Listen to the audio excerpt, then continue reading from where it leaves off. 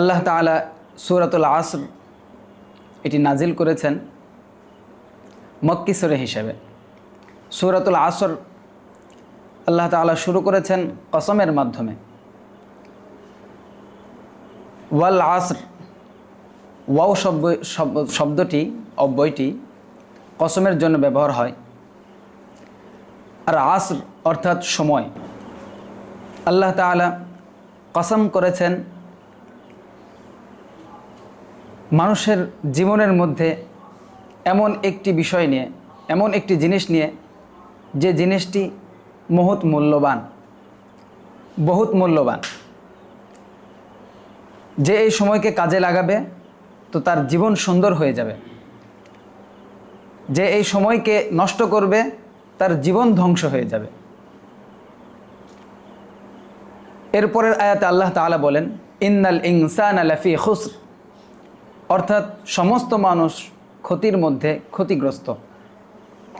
আল্লাহ তাআলা পরের আয়াতটি তাকিদ শব্দের মাধ্যমে শুরু করেছেন। ইন্নাটা হরফে মুশাব্বা বিল ফাইল, অর্থাৎ এটা তাকিদের জন্য ব্যবহার করা হয়ে থাকে। কিসের জন্য ব্যবহার করা হয়ে থাকে? তাকিদের জন্য। এরপরে আল্লাহ তাআলা ইনসান নাকেরা না এনে আলিফ লাম ইস্তেগরাকি এনেছেন, অর্থাৎ সমস্ত মানুষ ক্ষতির মধ্যে রয়েছে, এটি তাকিদের সাথে বলেছেন। শুধু একটি মাত্র তাকিদে তিনি ক্ষান্ত হননি, বরং আয়াতের শেষে লাফি খুসর বলে লাম অব্যয়টিও তাকিদের জন্য তিনি এনেছেন, যে মানুষ নিশ্চয় মানুষ ক্ষতির মধ্যে রয়েছে, সমস্ত মানুষ ক্ষতির মধ্যে রয়েছে। আল্লাহ তাআলা খাসিরুনও বলতে পারতেন, খাসিরুন না বলে আল্লাহ তাআলা ফি খুসর বলেছেন, অর্থাৎ মানুষ শুধু ক্ষতিগ্রস্ত নয় বরং ক্ষতির মধ্যে নিমজ্জিত রয়েছে। তো এই হুকুমটি দেওয়ার পরে আল্লাহ তাআলা সমস্ত মানুষের মধ্যে থেকে জান্নাতি মানুষ মূল্যবান সময়কে কাজে লাগিয়ে যারা তাদের নিজের জীবনকে রাসূলের আদর্শে আদর্শবান করে নিজেকে জান্নাতি হিসেবে জান্নাতের মধ্যে দাখিল করার জন্য যারা চেষ্টা করবে, তাদের কথা আল্লাহ তাআলা পরের আয়াতে বলে দিয়েছেন। আল্লাহ তাআলা বলেন ইল্লাল্লাযীনা আমানু ওয়া আমিলুস সালিহাত। এই আয়াতের তরজমা হলো, তবে ওই সমস্ত লোক ব্যতীত যারা আমানু ঈমান এনেছে, ওয়া আমিলুস সালিহাত এবং সৎ কাজ করেছে। এরপর ওয়া তাওয়াসাউ বিল হাক্কি ওয়া তাওয়াসাউ বিস সবর, তারা একে অপরকে হক অর্থাৎ সত্যের দিকে ডাকে এবং সত্যের পথে অবিচল থাকার জন্যে, সৎ কাজ করার জন্যে অনেক বিপদ আপদ আসে এবং অনেক বাধা বিঘ্নতা আসে।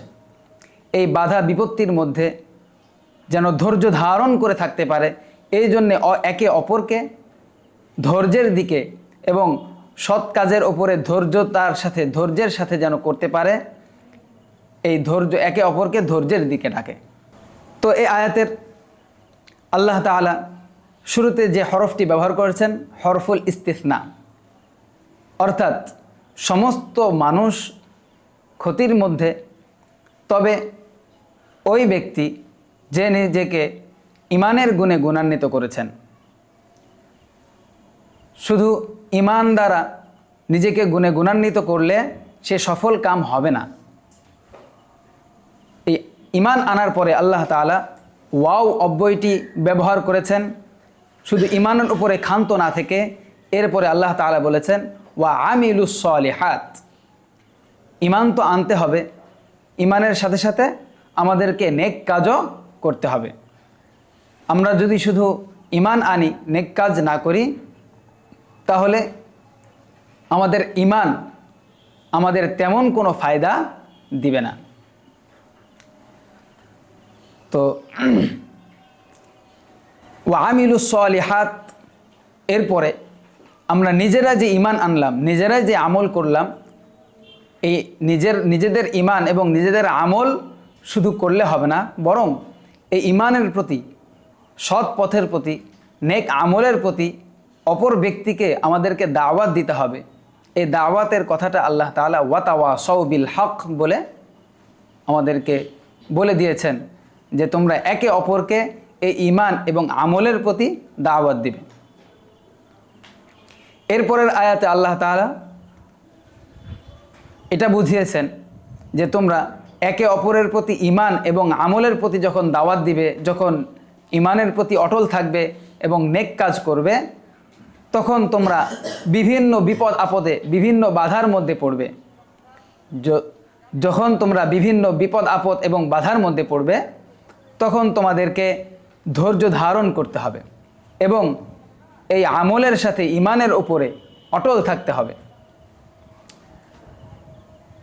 হুজুর সাল্লাল্লাহু আলাইহি ওয়াসাল্লামের জীবনীতে আমরা দেখি তিনি প্রত্যেকটি সময় নেক কাজ এবং সৎ কাজ এর উপরেই করে গেছেন এবং সাহাবাদেরকে ওই সমস্ত ঈমানের গুণে, আমলের গুণে এবং একে অপরকে হকের উপরে থাকা এবং ধৈর্য ধারণের সাথে থাকার উপরে দাওয়াত দিয়েছেন এবং সাহাবা একরাম তারা আমাদেরকে তার হাদিসের মধ্যে আমরা বুঝতে পারি শিখিয়ে দিয়েছেন। তো আমরা যখন এই গুণগুলো আমাদের নিজেদের ভিতরে করব, যখন আমরা ঈমান আনব, তখন আমরা আমাদের ব্যক্তিকে, আমাদের অন্তরকে পরিশুদ্ধ করা হবে। যখন আমরা নিজেরা আমল করব, তখন আমরা ব্যক্তিগতভাবে পরিচ্ছন্ন হব। এরপরে যখন অপরকে এই ঈমানের উপরে, আমলের উপরে দাওয়াত দিব, আমাদের ঈমানের উপরে এবং আমলের উপরে দাওয়াত দেওয়ার মাধ্যমে আমাদের সমাজ সুসংহত হবে এবং নিরাপদ হবে, অন্যায় মুক্ত হবে। এবং যখন আমরা ধৈর্যের উপরে সবাইকে দাওয়াত দিব, এই ধৈর্যের মাধ্যমে আমরা কিয়ামত পর্যন্ত এই ভালো এবং কল্যাণটা সর্বদা থাকবে আমাদের উপরে, যদি আমরা এই হকের উপরে ধৈর্যের সাথে থাকতে পারি।